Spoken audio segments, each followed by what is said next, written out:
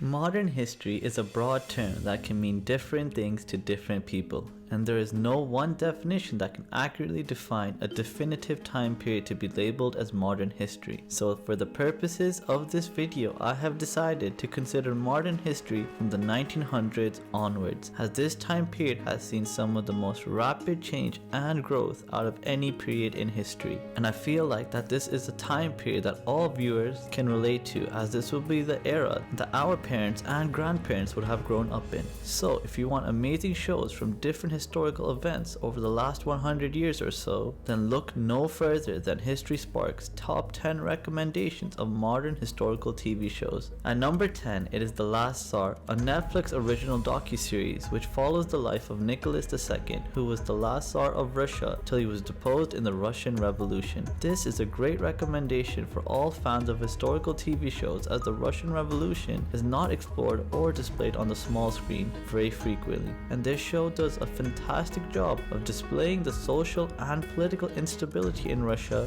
during this time, and also considers the viewpoint of the common folk towards the royal family during the Russian Revolution. With only 6 episodes, the plot moves along at a steady pace and throws viewers into the peak of a revolution. The acting by the main cast and the storyline here is great, with effective use of narration by historical professors and experts to further expand the story taking place on our television screens. It is also refreshing to see that historical accuracy was taken seriously and the history behind the Russian Revolution was told in an honest, educational and engaging way. If you're looking for a show to transition you into Russian history, then The Last Tsar is my recommendation for you. At number 9, it is Making of the Mob, a docuseries which depicts the rise to power of gangster Lucky Luciano and how his syndicate was able to bring control and order to various mafia families in New York and bring them together under one umbrella to create the mafia structure we are familiar with today. This show is interesting as it is presented like a TV show and plays mostly like a TV series, but the use of narration by various mafia actors and researchers brings a deeper level of understanding and depth to what we are witnessing on the screen. This show is a really fascinating look at a widely known and depicted part of American history through a new lens, and it shows in great details all the joys of being a gangster and all the dangers and shortcomings that come with the life as well.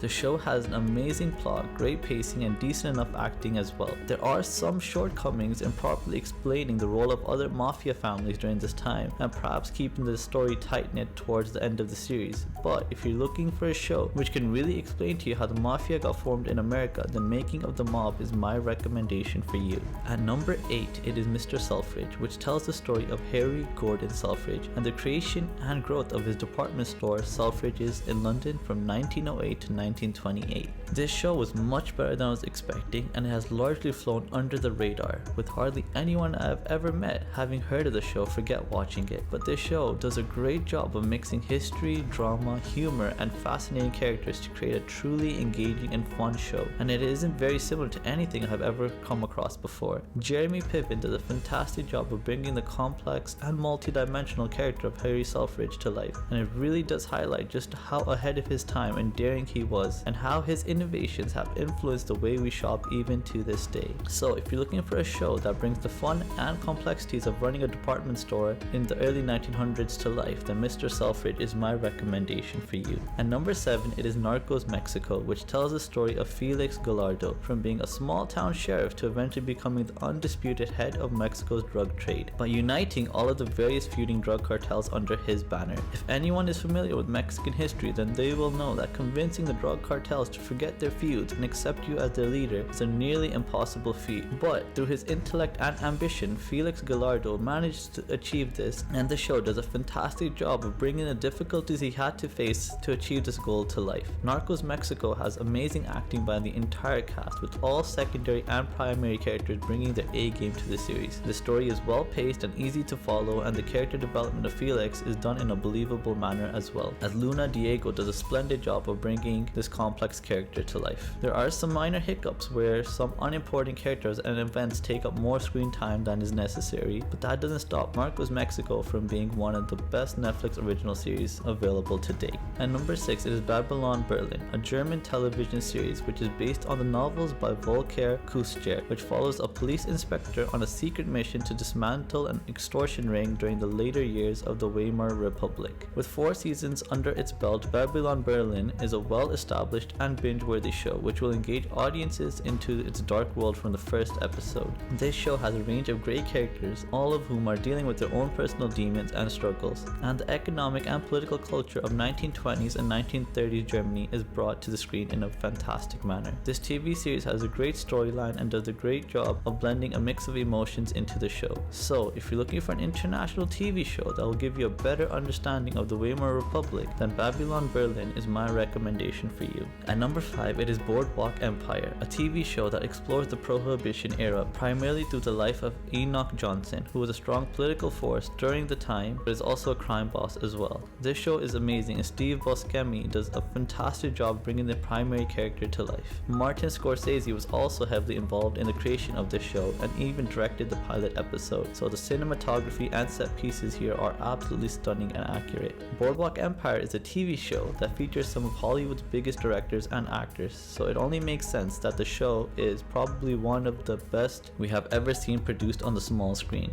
There's a bit of filler in some of the episodes and some of the secondary characters are not fleshed out well, but aside from these small little nuances, Boardwalk Empire is a show you need to add to your must-watch list ASAP. And number 4, it is The Crown, a Netflix original historical drama which focuses on the reign of Queen Elizabeth II, and as England's longest reigning monarch and the longest serving female head of state in world history, Queen Elizabeth has lived a life which will put her down in history book as one of the most influential women in history. The show starts with Queen Elizabeth's adolescent life before she becomes queen, and it will end on season 6, which will display her reign and influence on the UK during the 21st century. This show has amazing actors across all seasons, and the story is told in a well-paced, honest and historically accurate manner, showing Queen Elizabeth as a multi-sided person rather than a privileged monarch. Honestly, there's very little to critique about The Crown. It occasionally stumbles with pacing, but other than that, The Crown is a pinnacle of historical TV shows and displays to viewers the responsibilities, moral conflicts and hardship a monarch has to deal with, and just how much women have influenced the world we live in today. And number 3, it is Band of Brothers, a war drama based on the Band of Brothers novel written by Stephen Ambrose, which focuses on the history of the Easy Company, the 2nd Battalion of the 101st Airborne Division, starting with their training in the United States to their participation in major battles across Europe and the eventual end of World War II and Japan's capitulation. This is one of the best, if not the best TV show I have ever seen created around World War II, and with legends like Tom Hanks involved with the project, Band of Brothers was destined to be great from day one. There's very little to critique about this show. The storyline is amazing, the plot is coherent and easy to follow, and the characters are believable and greatly developed. Although the show may not be fully historically accurate, you can tell it respects its source material and tries its best to depict the complexities of World War II while also being an engaging show for audience, which is no small feat. If you're looking for a show about World War II which will grip you from beginning to end, then Band of Brothers is my recommendation for you. And number 2, it is Peaky Blinders, a TV show about England shortly after the end of World War I, and it uses a historically inspired gang called the Peaky Blinders to show the discontent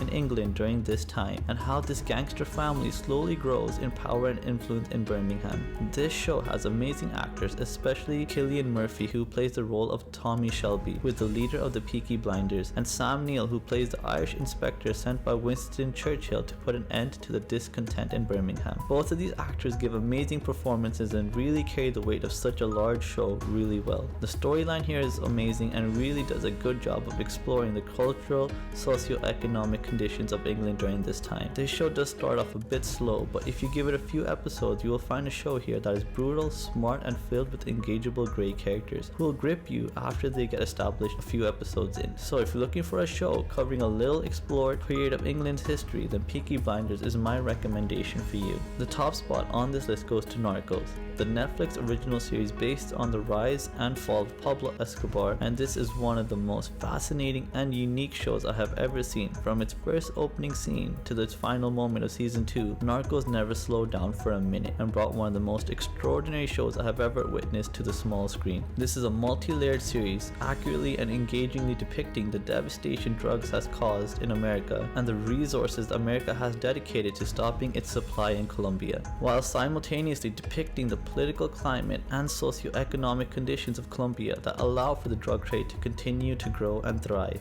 even while it is leaving endless bloodshed in the country. Narcos is an amazing TV show which has an engaging storyline based around Pablo Escobar's life, and it also has amazing acting by the entire cast and non-stop plot twists and thrills, which will keep you glued to your seat. I don't really have anything to critique about this show, except I found the third season to be a little bit weak and not on par with the first two seasons of the show. But this doesn't stop Narcos from being the best TV show about modern history that I have seen in a long time. Lastly, I just wanted to say thank you so much for watching this video, and if you did enjoy it, please do subscribe to this channel as I post videos on historical movies and TV shows on a regular basis. Thank you so much for watching. Bye.